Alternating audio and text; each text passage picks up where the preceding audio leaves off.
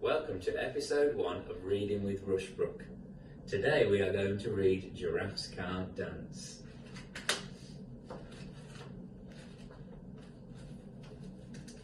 Gerald was a tall giraffe whose neck was long and slim, but his knees were awfully bandy and his legs were rather thin.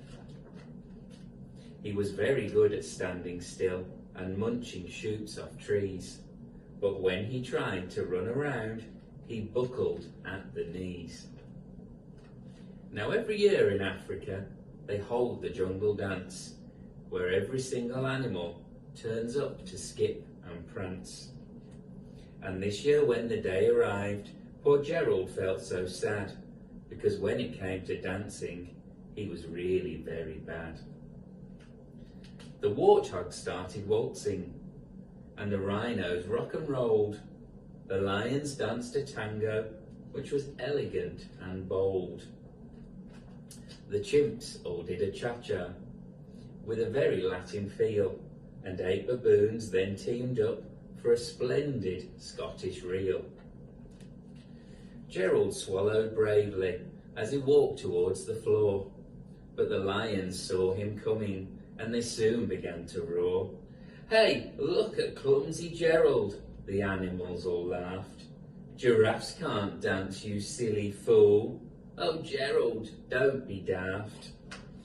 Gerald simply froze up. He was rooted to the spot.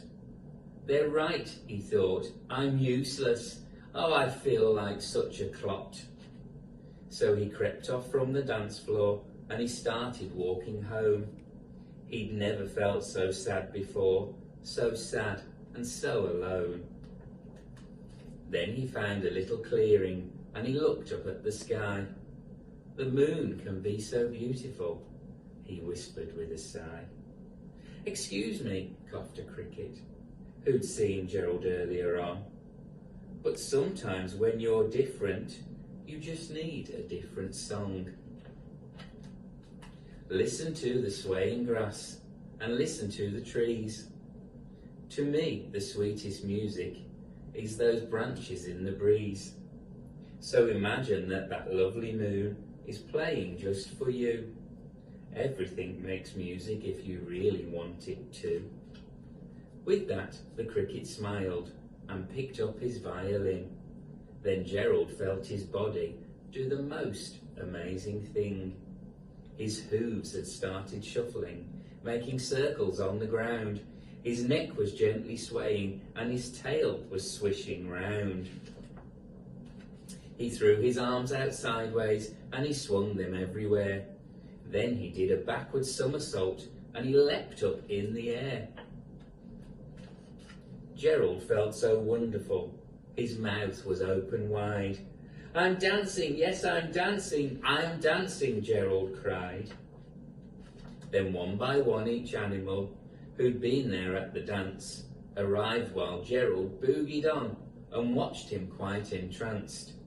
They shouted, "It's a miracle, we must be in a dream.